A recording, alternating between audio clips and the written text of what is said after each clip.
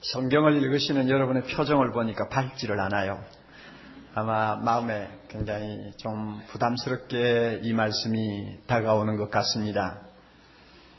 저도 마찬가지죠. 제가 목사가 된 지 한 30년 가까이 되는데요. 처음에 성경을 가지고 설교하고 가르칠 때는 이 구원이라는 것을 단순하게 생각했어요. 또 배우기도 그렇게 배웠고, 구원이 뭐냐? 예수 믿고 천국 가는 것이다. 이것이 구원이다. 이렇게 단순하게 공식화시켜서 전도하고 또 가르치고 했습니다. 그러다가 이제 아무래도 시간이 흐르면서 성경을 더 깊이 보게 되고, 또 과거에 제가 발견하지 못했던 하나님의 말씀 앞에서 제가 도전을 받고 하는 이런 과정을 거치면서 구원이라는 것은 그렇게 단순한 것이 아니구나 하는 것을 제가 자꾸 느끼게 되는 거예요. 성경을 보면 볼수록 하나님이 우리에게 주신 구원은 단순히 믿고 천국 간다, 그 공식으로 설명이 다 안 되는 엄청난 차원을 갖고 있다는 것을 제가 발견하게 되었습니다. 그러면 구원이 뭐냐? 구원은 하나님처럼 우리가 되는 것입니다. 좀 학문적인 말로 표현하면 하나님의 형상으로 화하는 것, 이것이 구원입니다. 또 예수님처럼 되는 것입니다. 이것을 성경에는 구원이라고 말씀을 하세요.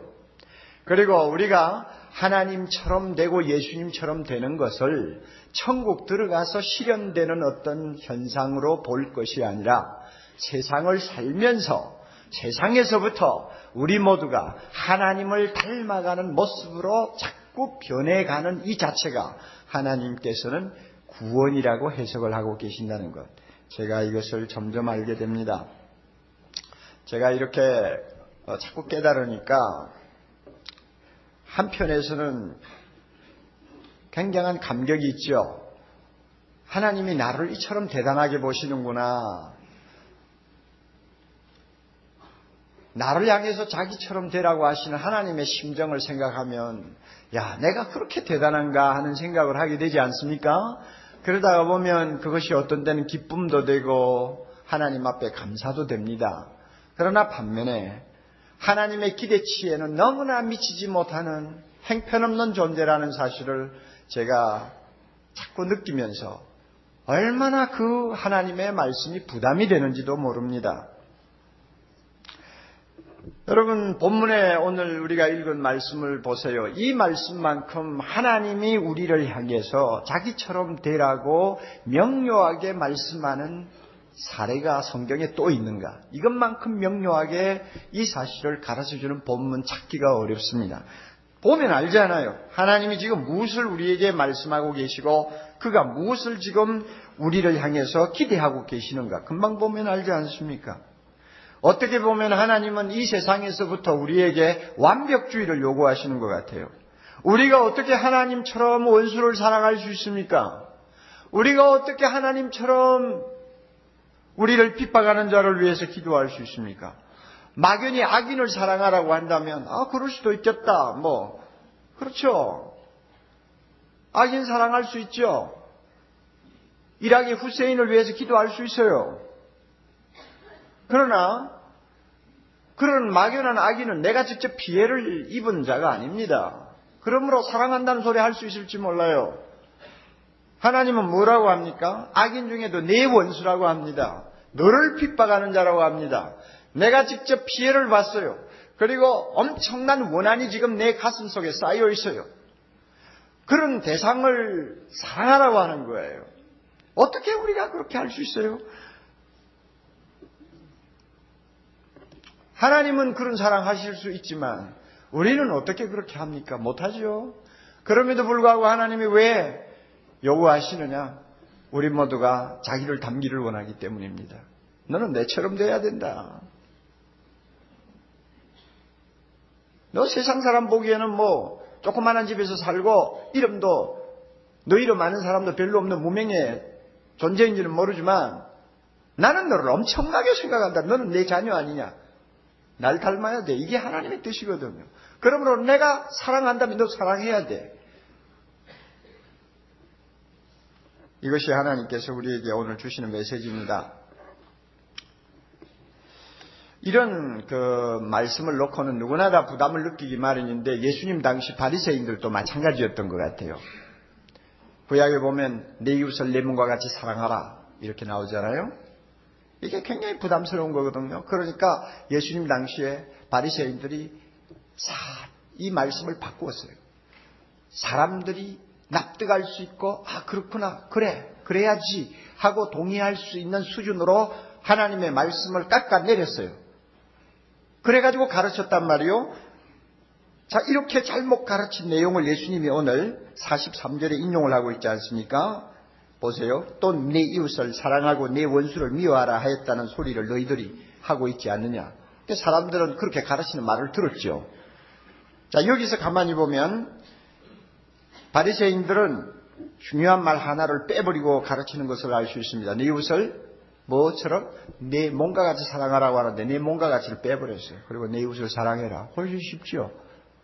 그리고 내 원수를 미워하라, 사랑하라는 말 빼버리고 대신에 뭐하라고 가르쳤어요? 내 원수는 미워해도 괜찮다. 이렇게 가르친 거예요. 얼마나 사람들이 받아들이기에 쉽도록 말씀을 각색해 놓았습니까? 매우 인간적이죠. 현실적이죠. 우리가 이해가 돼요. 왜 그렇게 했는지. 그러나 예수님은 하나님의 말씀을 그렇게 각색하고 더하고 빼는 것은 절대 용납될 수 없다고 말씀합니다. 그리고 내 이웃을 내 몸과 같이 사랑하라고 하신 하나님의 말씀의 근본 취지와 목적이 어디 있는가를 오늘 말씀을 통해서 다시 한번 분명하게 가르쳐 주시는 것입니다. 하나님의 말씀은 그대로 받아야 됩니다. 가감하면 안 됩니다. 자, 그러면 이웃을 내 몸과 같이 사랑하라고 하는 것이 어떤 것입니까? 이것은 하나님의 사랑을 실천하는 것입니다. 하나님의 사랑은 너무 넓고 너무 높고 너무 큽니다. 그러므로 그는 선인과 악인을 구태여 구별하지 않습니다. 선인도 사랑하고 악인도 사랑합니다. 오늘 말씀 보면 그 하나님의 사랑을 참 재미있게 표현하고 있지 않습니까? 45절 중간에 보세요. 하나님이 그 해를 악인과 선인에게 비치게 하시며 비를 의로운 자와 불의한 자에게 내리우심이니라. 우리 생각에는 아침에 참 따뜻한 태양이 떠오를 때에 저 이북에 있는 김정일 집은 절대 비치지 않았으면 좋겠는데 거기도 따뜻하게 햇살이 비춰주네요. 그렇잖아요.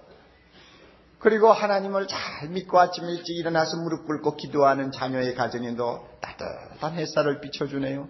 하나님이 그런 분이래요. 우리 생각에는요, 백성들을 못 살게 구는 폭정을 하는 나라에는 아예 몇 년 가도 비가 안 왔으면 좋겠는데 하나님은 때가 되면 거기에도 비를 주시네요. 그리고 하나님을 잘 섬기는 백성들이 사는 한국에도 비를 주시네요. 우리 하나님이 그런 분이에요. 하나님의 사랑은 너무나 커서 악인과 선인을 구태여 구별하지를 않으신다는 것입니다. 그 반면에 우리는 어떻습니까?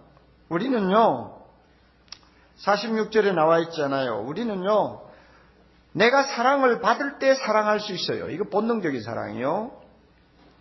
그리고 내가 낳은 자식, 내 부모, 내 형제는 자연스럽게 사랑할 수 있어요. 끼리끼리 사랑이죠. 이런 사랑은 하나님의 사랑하고는 거리가 멀어요. 악명 높은 세리도 할 수 있는 사랑입니다. 하나님을 모르는 이방인도 다 하는 사랑이에요. 노래가지 않아도 할 수 있는 사랑입니다. 이런 사랑을 우리 보고 하나님이 명령하신 거 아닙니다. 그런 사랑은 누구나 다 하는 거 아니니? 예수를 믿어도 하는 거고 안 믿어도 하는 거고 도둑놈도 하는 거고 세상에서 존경받는 사람도 하는 거고 얼굴이 까만 사람도 하는 사랑이고 하얀 사람도 하는 사랑 아니냐? 그런 사랑 아니다. 내가 하는 사랑을 너희들이 해라. 그것은 아가페의 사랑입니다. 아가페의 사랑은 우리가 원수되었을 때, 하나님에게 원수되었을 때 우리를 사랑해 준 사랑입니다. 로마서 5장 10절 우리가 아직 원수 되었을 때 하나님께서 우리를 사랑하셨다 그렇게 말씀하죠. 우리가 원수 되었을 때 무조건 사랑해 주신 그 사랑이 아가페의 사랑입니다. 아가페는 허물을 덮어주는 사랑이요, 아가페는 죄인을 불쌍히 여기는 사랑이요, 하나님 아가페는 자기를 희생하고 행동에 옮기는 사랑이요, 아가페는 죄는 미워하지만은 죄인은 사랑하는 사랑이요, 아가페는 10번 100번 똑같은 죄를 범한 사람이라도 불쌍히 여기는 사랑입니다. 하나님은 이 사랑을 예수님이 죽으신 십자가에서 보여주셨어요. 누구든지 예수님을 나의 구원자라고 고백하면서 믿음으로 그 십자가 앞에 나가기만 하면 그 사랑을 십자가에서 발견할 수 있습니다. 아가페의 사랑 말입니다. 원수까지도 사랑한 사랑 말입니다. 지금도 변함이 없이 흘러내리는 그 사랑을 우리는 십자가의 주님 앞으로 나가면 발견할 수 있습니다. 하나님이 우리에게 주신 사랑이에요. 그 사랑을 우리 보고 하라는 것입니다. 왜 그렇습니까? 이유는 하나밖에 없어요. 우리가 예수 믿고 하나님의 자녀가 되었기 때문입니다. 아비는 다 자식이 자기를 닮기를 원합니다. 좋은 점은 배우기를 원합니다. 부모치고 자식이 자기들이 가르쳐주는 대로 배우지 않고 마음대로 되기를 원하는 사람 아무도 없어요. 할 수 있으면 부모의 좋은 점 본받아 훌륭한 사람 되기를 바라고 가문을 빛내주기를 바랍니다. 이게 부모의 심정이요. 우리가 예수 믿고 하나님의 자녀가 되었습니다. 하루에 10번 100번 더 하나님을 향하여 아버지 아버지하고 부릅니다. 그러니까 하나님이 우리 보고 너 내처럼 해야 돼. 나는 아가페의 사랑을 너희에게 주었어. 너희도 나를 닮으려면 나와 같이 해야 돼 하는 것입니다. 그래서 여러분 다시 성경 보세요. 45절 우리가 하나님처럼 원수 사랑하면요 이같이 한즉 다같이요 하늘에 계신 너희 아버지의 아들이 되리니. 자 이거 보세요. 여기서 아들이 되리니 하는 말은 말을 바꿀 수 있습니다. 아버지처럼 되리니 그 말이요. 아버지를 닮는 자 되리니. 우리가 하나님처럼 사랑하면 하나님 아버지처럼 됩니다. 이 아버지처럼 된다는 이 말을 또 한 번 바꾸어서 48절에 뭐라고 하는지 아세요? 그러므로 다같이요 하늘에 계신 너희 아버지의 온전하심과 같이 너희도 온전하라. 아버지가 온전하신 것처럼 너희도 온전하라고 합니다. 이 온전하라는 말이 또 따라 나와요.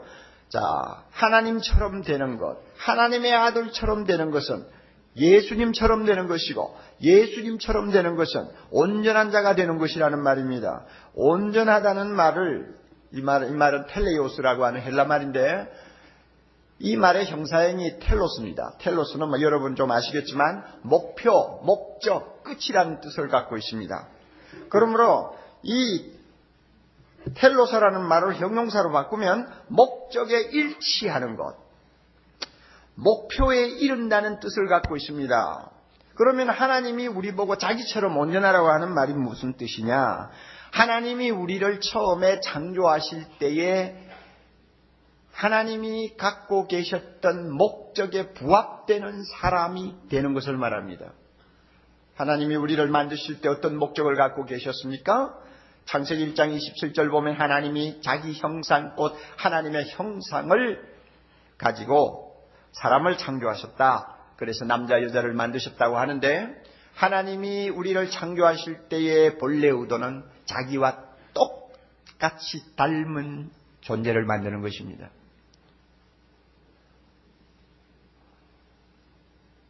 그렇게 되기를 원했어요. 그래서 남자 여자를 만들었어요. 얼마나 아름다웠습니까? 그런데 그 못을 마귀가 와서 유혹해가지고 죄를 범함으로 하나님이 우리에게 갖추어 주려고 하던 형상을 그에 파괴시켜버렸습니다. 여러분, 오늘의 인간의 모습은 마귀의 형상이지 하나님의 형상이 아니잖아요. 아무리 교육을 많이 시켜도 하나님의 형상보다 마귀의 형상을 더 담고 있잖아요. 아무리 잘 살고 아무리 부유하고 명예를 누려도 가만히 보세요. 마귀의 형상들이죠. 거짓말하는 꼴을 보세요. 마귀의 형상이죠. 해가 다니는 꼴을 보세요. 자기밖에 모르는 꼴을 보세요. 모두가 마귀의 형상이죠. 그래서 하나님의 형상이 사정없이 무너지고 파괴되었어요. 이것을 보시고 너무 안타까우셔서 하나님이 예수님을 세상에 보내시고 예수님을 통하여 하나님이 어떤 분인가를 보여주시면서 너희들 나를 믿으면 너희는 하나님의 자녀가 되고 하나님의 형상을 회복하는 거룩한 백성, 온전한 사람이 될 수 있다고 말씀합니다. 이것이 구원이에요. 그러므로 우리가 예수님처럼 하나님처럼 온전한 자가 되기 위해서는 하나님이 사랑하신 것처럼 사랑해야 합니다. 바로 이 세상에 살 때부터 이 사랑을 실천해야 합니다. 천국에는 가면 원수 없어요. 천국에는 우리가 사랑하고 싶어도 우리를 핍박하는 자는 그 자리에 없어요. 저는 신학 때 좀 잘못 배운 게 있어요. 우리가 온전하게 되는 것, 우리가 영화롭게 되는 것은 무조건 천국 들어갔어야만이 가능하다고 가르쳐 주셨어요. 그리고 이 세상에 있을 동안 우리가 하나님을 닮아 하나님처럼 사는 것이 얼마나 중요한가에 대해서 깊이 배우지를 못했어요. 그러므로 우리 핑계하기 좋지 않아요. 마음은 온유로되 육신이 약한데 사람은 죄 짓는 것이 전문이고 하나님 용서해 주는 게 전문 아니냐. 그러니까 날마다 그저 잘못하면 회개하고 용서받으면 된다. 이런 식으로 태연하게 생각하고 천당 들어갈 꿈만 꾸고 살았단 말이에요. 이게 신앙생활인 줄 알았단 말이에요. 또 그런 식으로 가르쳤단 말이에요. 그래 놓으니 오늘날 한국교회 꼴을 보세요. 이 세상에서 하나님처럼 닮아가는 거룩한 존재라는 사실을 잊어버리고 세상 사람과 똑같이 놀지 않아요. 성경 우리 보면 구원은 그런 것이 아닙니다. 구원은 이 세상에 있을 때부터 하나님처럼 되는 것입니다. 그래서 하나님이 원수를 사랑했습니까? 우리도 원수를 사랑해야 됩니다. 원수가 굶주리는 걸 보면 먹을 것 갖다 줘야 되고 그가 목마른 것을 보면 마실 물을 주어야 합니다. 그를 위하여 기도해 주어야 합니다. 그들을 미워하고 원수 갚겠다는 생각을 하면 안 된다는 거예요. 마음이 동하기를 기다리면 안 됩니다. 명령에 순종하려고 하는 의지를 가지고 움직여야 됩니다. 원수를 자연스럽게 사랑할 사람은 아무도 없어요. 그런 사랑을 기대하면 안 돼요. 하나님이 자기처럼 사랑하라고 했으니까 나도 실천해야지. 내가 하나님의 아들이라면 적어도 하나님 하시는 것을 흉내라도 내야지 하는 마음을 가지고 의지적으로 순종하는 것이 원수 사랑이에요. 우리가 이런 처지에 있다는 것이 너무나 분명한데도 참 실제로는 가마득한 이야기처럼 들립니다. 제가 내일 모레 일본 컨벤션을 참석하는데요. 지난 10여 년 동안 매년마다 있었던 모임이니까 저에게는 새삼스러운 것이 아닙니다. 동경 옆에 있는 하코네라고 그 유명한 관광지에 호텔을 잡고 많이 모이면 500명 이상, 적게 모이면 한 300명 이렇게 모이는 집회인데 초계파적으로 모이는 집회이기 때문에 굉장히 중요한 의미를 갖습니다. 사랑의 교회가 일본 교회 제자 훈련을 위해서 한 10여 년 투자하면서 거둔 하나의 열매라고도 할 수 있는데요. 제가 그 집회를 갈 때마다 마음에 느끼는 것은 사랑이 안 간다는 것입니다. 일본 사람 하면 아직도 감정이 있다는 것입니다. 40여 년 동안 이 나라가 일본 식민지로서 착취를 당할 때 얼마나 우리가 많은 피해를 입었습니까? 지금도 그 잔재를 씻어내지 못하고 있지 않습니까?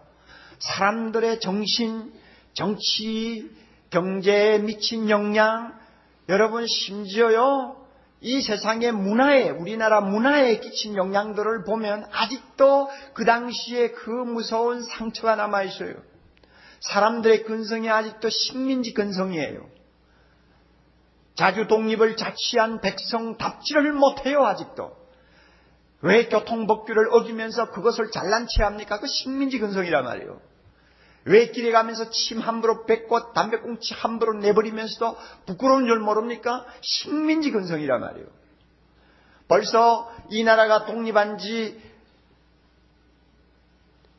1세대가 지내고 2세대가 지금 지나가는 마당인데도 아직도 식민지의 근성이 이 땅에서 씻겨나지를 않고 있어요. 얼마나 우리가 많은 피해를 입었는지. 애국지사들을 무섭게 고문하고 죽인 사례가 한두 건입니까? 일본 천황이 신이 아니라고 반대하다가 끌려가서 소리 없이 죽은 성직자가 얼마나 많았습니까? 고통한 자들이 얼마나 많았습니까? 그럼에도 불구하고 아직도 그 나라는 학생들에게 자기들의 야만 행위를 가르치지 않습니다. 인정하지 않습니다.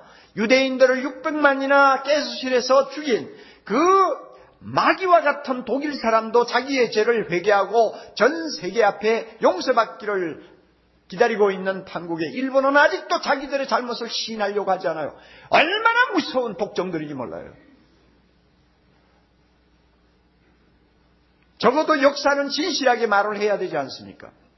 그런데도 그 진실을 은폐하고 있는 저 백성들 사랑이 가요? 안 가요? 그러므로 참 이 컨벤션을 갈 때는 마음이 무거워요. 왜 무거우냐? 나는 왜 사랑하지 못할까? 이런 말씀을 보면은 가책을 받는 것입니다. 아직도 나는 일본말을 절대 안 배웁니다. 10년을 다녀도 아리가토 고자이마스 외에는 안 배워요, 절대. 그거는 뭐 예의상 해야 되니까. 그거 배우면 지금까지 한 10년 배웠으면 꽤 배웠을 거예요. 그런데 안 배워요, 절대. 그게 뭐냐, 마음에 사랑이 안 가기 때문에 그렇습니다. 저는 변재장 선교사 일본에서 20년 가까이 사역하고 있잖아요. 그분의 말을 아직도 기억합니다. 선교사로 가기로 결심하고 하나님의 부름에 참 순종하기로 결심했는데 그때 이런 기도했다죠. 하나님 좋습니다. 선교사로 가지요. 그러나 꼭 한 가지만 들어주세요. 어디를 보내도 좋습니다. 단 일본만 제외해 주세요. 그랬는데 하나님이 그 사람을 끌어다가 일본에다 집어넣었잖아요. 하나님은 일본도 사랑하신다 그거요. 사랑하신다 그거요. 하나님은 그런 분이에요. 그러므로 일본을 위해서 저는 날마다 기도합니다. 특별히 일본 목회자들을 위해서 기도합니다. 그들에 대한 남다른 애정이 있습니다. 여러분, 우리가 하나님의 자녀라고 하면서 하나님을 아바아버지라 부르는데 그 하나님은 어떻게 사랑하셨는가를 잘 알면서 우리는 그 사랑을 본받으려고 하지 않는다면 그것은 대단히 모순된 사실이라는 것을 인정해야 합니다. 옛날이나 지금이나 하나님처럼 원수를 사랑하라고 하는 말씀을 참 신중하게 받아들이고 순종하신 분들이 들어 있습니다. 그 가운데서 정말 하나님처럼 사랑하려고 노력한 사람을 한 사람만 뽑아보라고 한다면 저는 두말하지 않고 우리나라의 손양원 목사님을 저는 꼽습니다. 기독교 역사를 다 뒤져도 세계 어디를 가도 이처럼 위대하고 감동적인 원수 사랑의 사례를 찾아볼 수가 없습니다. 손양원 목사님이야말로 한국교의 영광이요 자랑이요 면류관이라고 하지 아니할 수가 없습니다. 오늘 저는 그분의 이야기를 좀 소개해야 되겠습니다. 입만 가지고 원수사랑 아무리 떠들어도 실제로 그것이 무엇인가를 우리가 좀 듣기 전에는 마음이 움직이지 아니할 때가 많이 있어요. 최근에 그 손양원 목사님의 딸인 손동희 권사님이 쓴 책이 하나 출판되었습니다. 나의 아버지 손양원 목사라고 하는 제목입니다. 여러분 한번 꼭 사서 좀 읽어보세요. 이 동희 권사님은 당시 중학생이었어요. 그러니까 중학생 때 일어난 사건들입니다. 그 당시에 그 상황을 정확하게 목격한 사람치고 생존자는 아마 이 사람밖에 없는 것으로 저 알고 있어요. 손양원 목사님은 1902년 경남 함안에서 출생하셨어요. 평양신학교를 졸업하시고 37살 때에 전라도 여수에 있는 나병 환자들의 교회인 여수 애양원 교회를 담임하기 시작했습니다. 환자들을 위한 사역입니다. 거기서 한 1년 사역하시는데 일제가 갑자기 신사참배를 강조했습니다. 천황을 신이라고 인정하고 신사 앞에서 절하라고 하는 것입니다. 목사의 양심상 하기 어렵죠. 하나님 외에는 절하지 말라고 했는데 어떻게 우상 앞에 절합니까? 그것을 거부하다가 결국은 끌려 들어가서 해방이 되던 그 해까지 5년 동안 옥고를 치렀습니다. 그리고는 추록한 다음에 다시 여수 애양원으로 돌아와서 그 나병 환자들을 참 뜨거운 사랑을 가지고 섬기면서 목회를 했는데 불과 3년이 가기도 전에 저 유명한 여수 반란 사건이 일어났습니다. 여수 순천 반란 사건이 일어나서 하루아침에 많은 중학교, 고등학교, 그 다음에 청년들이 공산당원으로 돌변을 해버린 것입니다. 고등학교 학생 하나가 평소에 예수 믿는다고 아니 곱게 생각하던 차제에 손양원 목사님의 큰아들 고등학교 다니는 동인이와 중학교 다니는 동신이를 여수반란 사건이 일어나자마자 끌고 갔습니다. 끌고 가서 구타를 하고 고문을 하고 너 예수 안 믿겠다고 하면 놓아주지만 예수 믿겠다고 하면 너 죽이겠다.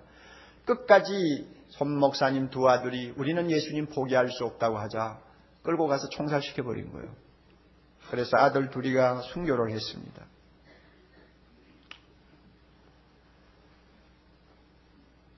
천여 명의 성도들과 함께 교회 마당에서 두 아들의 장례식을 하는 자리였습니다. 그때 손양호 목사님이 나와서 저 유명한 10가지 감사를 이야기했습니다. 한번 들어보세요. 두 아들의 시체를 앞에 놓고 그가 한 10가지 감사가 뭔가요? 나 같은 죄인의 혈통에서 순교의 자식들이 나오게 했으니 감사합니다. 두 번째로 많은 성도 가운데 이런 귀한 보배 같은 아들들을 나에게 맡겨주신 것을 감사합니다. 3남 3녀 중 가장 아름다운 두 아들을 바치게 되었으니 감사합니다. 한 아들의 순교도 귀하다 하거늘 두 아들이 순교를 했으니 감사합니다. 예수 믿다가 병들어 죽는 것도 복이라 하거늘 하물며 전도하다가 순교당했으니 얼마나 감사한지요. 미국 유학 가려고 준비하던 큰아들 미국보다 더 좋은 천국 갔으니 감사합니다. 나의 사랑하는 두 아들을 총살한 원수를 회개시켜 내 아들 삼고자 하는 사랑의 마음을 일으켜 주시니 감사합니다. 두 아들이 순교함으로 무수한 천국의 아들들이 생겨날 것을 생각하니 감사합니다. 역경 중에서 이상 8가지 진리와 하나님의 사랑을 찾는 기쁜 마음, 여유 있는 믿음 주시니 감사합니다. 나에게 분수에 넘치는 이런 과분한 큰 복을 내려주신 것은 부모님이 새벽마다 부르짖던 수십 년간의 눈물로 된 기도의 결실이요, 나의 사랑하는 나 환자 형제 자매들이 기도해준 그 성의의 열매로 알고 여러분 모두에게 감사합니다. 이렇게 10가지 감사를 했어요. 놀라운 사실은 그가 아들을 장례하는 그 시간에 이미 원수를 용서하고 양아들을 섬겼다고 하는 마음을 가졌다는 것입니다. 장례를 마쳤습니다. 그리고는 자기 딸을 불렀어요. 이 손동이라고 하는 딸을 불렀습니다. 불러 앉혀놓고 목사님은 자기 심정을 이제 이야기했습니다. 아무리 원수지만 내가 그 원수를 꼭 내 양아들로 삼아야 되겠다 하는 말을 했어요. 그러면서 자기가 일제시대 5년간이나 가족 고생시켜가면서 감옥생활을 견딘 것도 우상수직 숭배하지 말라는 제1, 2계명을 어기지 않으려고 한 일이었는데 이제 원수를 놓고도 나는 하나님의 말씀대로 해야 돼 하고 딸을 설득시키는 것입니다.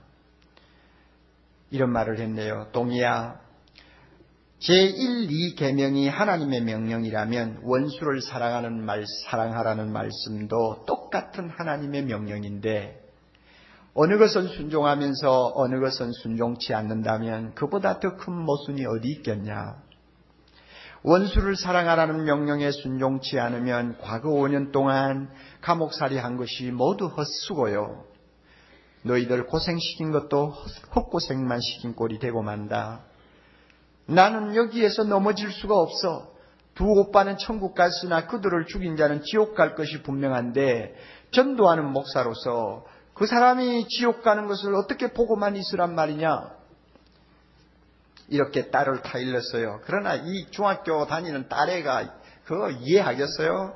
아버지 옷을 잡고 반 미친 것처럼 원수는 갚아야 된다고, 왜 아버지는 예수를 믿어도 그렇게 별난 예수를 믿느냐고 이러면서 막 통곡을 하고 아우성을 칩니다. 그 딸을 또 달래면서 이렇게 말했어요. 동희야, 성경 말씀을 자세히 보아라. 분명히 원수를 사랑하라고 하였어. 용서만 가지고는 안 돼. 그 학생을 살려주는 것만으로도 부족해. 원수를 사랑하라고 했으니 사랑하기 위해 내 아들로 삼아야 돼. 너 이걸 꼭 기억해야 돼. 아비의 뜻을 따라주어. 이렇게 눈물로 간절하게 딸을 설득하니까 나중에는 딸이 그저 아버지 뜻을 따르기로 약속하고는 지금 범인이 지금 처형당할 지금 바로 직전에 놓여 있는 그 순간에 형장으로 달려갔다고 합니다. 딸이 달려가서는 지휘관을 붙들고 아버지의 그 마음을 간절하게 눈물로 호소를 했어요. 그랬더니 그 지휘관이 감동을 받아서 그 범인을 형장에서 빼내가지고 살려주었습니다.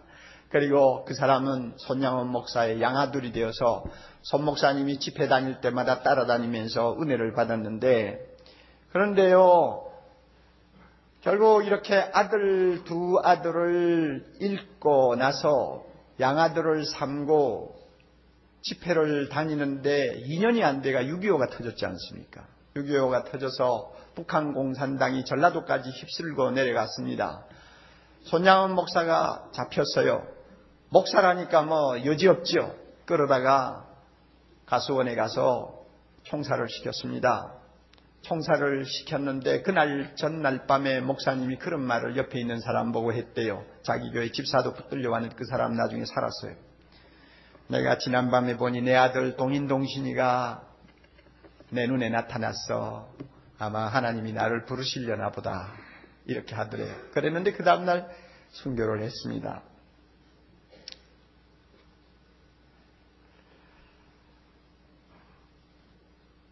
양아들이 된 그 사람은 나중에 새 사람이 되었습니다마는 2년 전에 세상 떠났어요. 아파트 수위로 일하다가 결국은 세상을 떠났는데, 떠나기 직전에 이 손동희 권사, 그 손 목사님의 딸을 찾아와가지고 이런 말을 했다고 합니다. 동희야, 나 곧 하나님 나라로 간다. 내가 죽어서 천당에 가면 네 두 오빠에게 무릎 꿇고 사죄하련다. 이 말하고 세상을 떠났다고 합니다. 여러분, 이런 위대한 원수 사랑이 가능합니까? 가능하지 않죠. 그러나 하나님의 말씀대로 살아야 돼. 나는 하나님처럼 되어야 돼. 나는 하나님의 아들이야. 하나님이 원수도 사랑하라고 했어. 하는 것을 신중하게 받아들이는 사람은 인간의 본능을 뛰어넘어 인간의 어떤 감정을 극복하고 이런 사랑을 실제로 실천하는 것을 우리가 봅니다. 사랑하는 형제자매 여러분, 만약에 여러분의 마음속에 아니라 그래도 이상이야, 독특한 사람들이나 할 수 있는 일이지 나 같은 사람은 안 돼, 내가 낳은 자식도 내 비상하면 1년 365일 미워하고 사는 판국인데 원수 사랑이 어디냐, 이렇게 여러분이 계속 마음으로 생각하고 그런 음성이 들린다면 꼭 여러분 기억하세요. 그것은 성령의 음성이 아니에요. 사탄의 음성이에요. 하나님의 음성이 아니에요. 우리가 누구의 음성에 귀를 기울여야 합니까? 성령의 음성에 귀를 기울여야 합니다.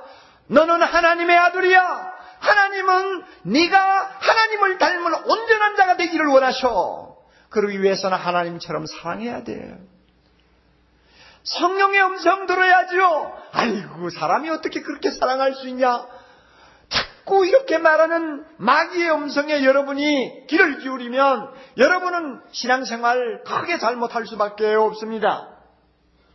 사랑하는 형제자매 여러분, 하나님께서는 우리가 자기를 닮은 거룩한 자녀 되도록 하기 위해서 모든 기본적인 작업은 다 해주셨어요. 우리가 예수 믿자마자 우리로 하여금 거듭나게 하셨습니다. 거듭난다는 게 뭡니까? 하나님을 닮을 수 있는 씨를, 생명의 씨를 내 안에 심어주셨다는 말입니다. 그 씨가 지금 우리 안에 자라고 있습니다. 신앙생활이 깊어지면 깊어질수록 그 씨앗은 잎이 나고 꽃이 피고 열매가 맺게 돼 있어요. 죽은 씨앗이 아닙니다. 생명의 씨앗입니다. 그 씨앗이 자라고 있어요. 오늘 우리가 하나님 앞에 와서 예배드리고 말씀을 듣는 이 시간도 그 말씀을 들으면서 이 생명의 씨앗이 자라고 있는 것입니다. 이 씨앗이 자라면 자랄수록 우리는 누구를 닮아가겠습니까? 하나님을 닮게 돼 있어요.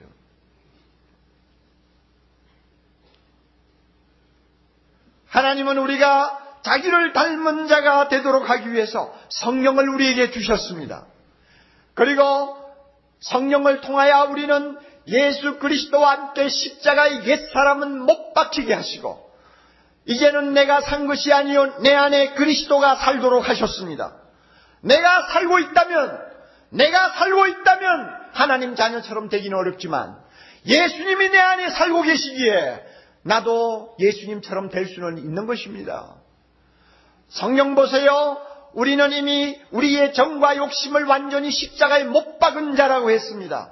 우리는 육신의 소욕대로 사는 자가 아닙니다. 성령의 소욕을 쫓아 사는 거룩한 하나님의 자녀라고 했습니다.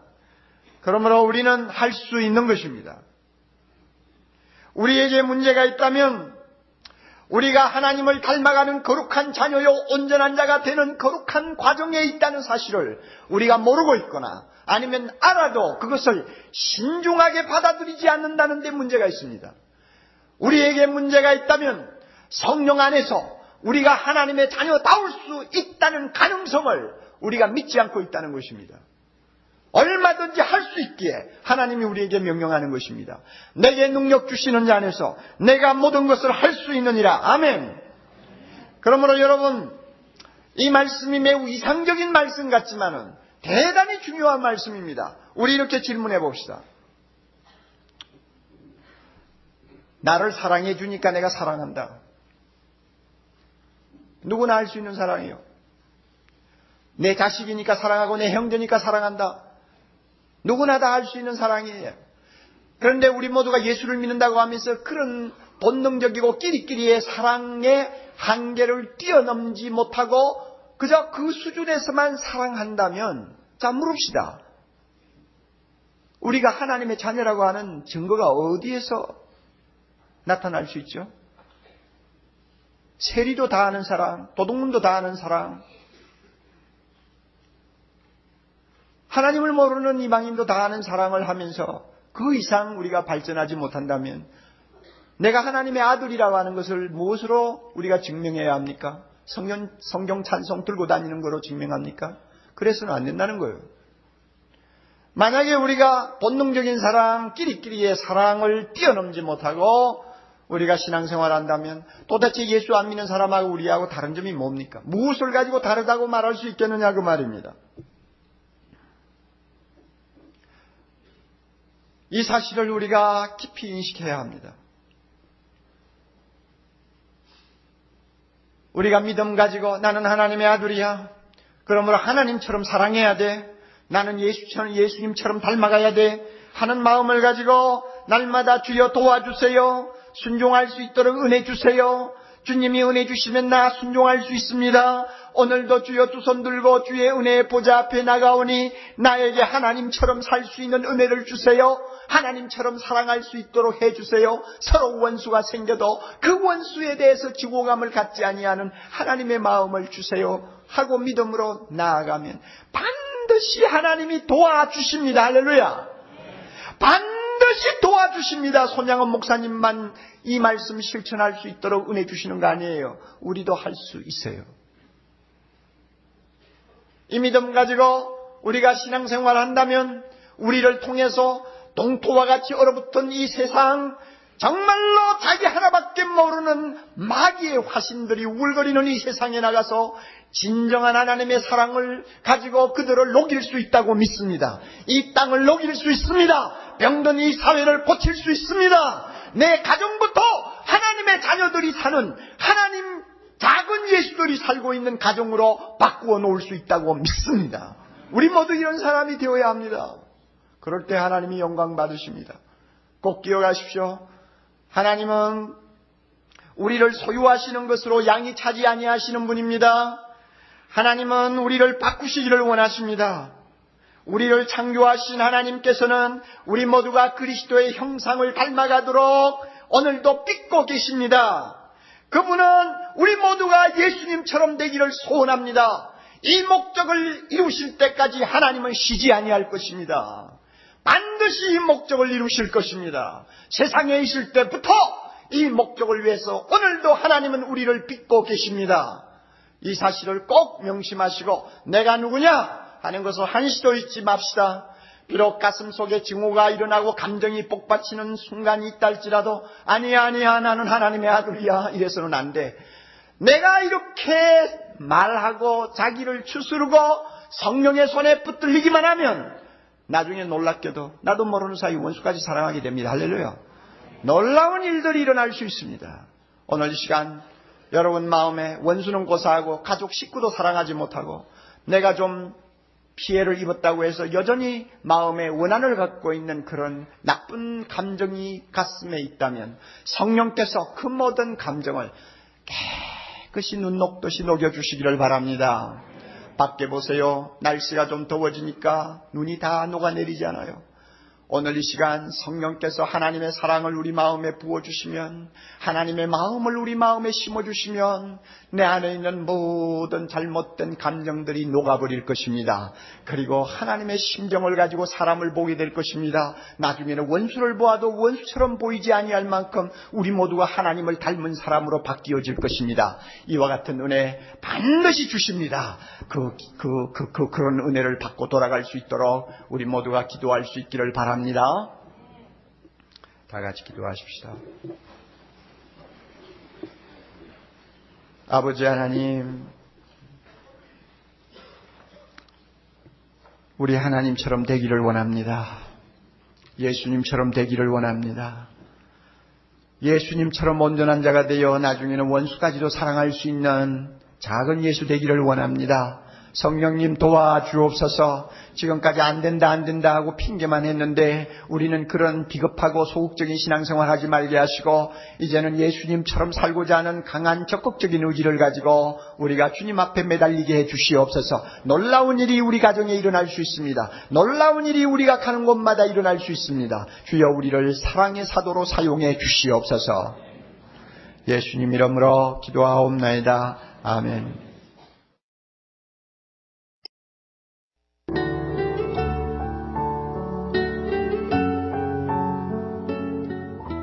생명의 샘은 출판과 테이프, 영상, 인터넷 등의 가능한 모든 매체를 통해 생수와 같은 은혜의 말씀을 나누는 사랑의 교회 미디어 선교사역입니다.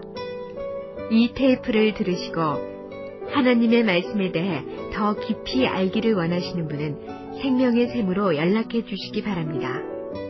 여러분을 성심껏 도와드리겠습니다. 감사합니다.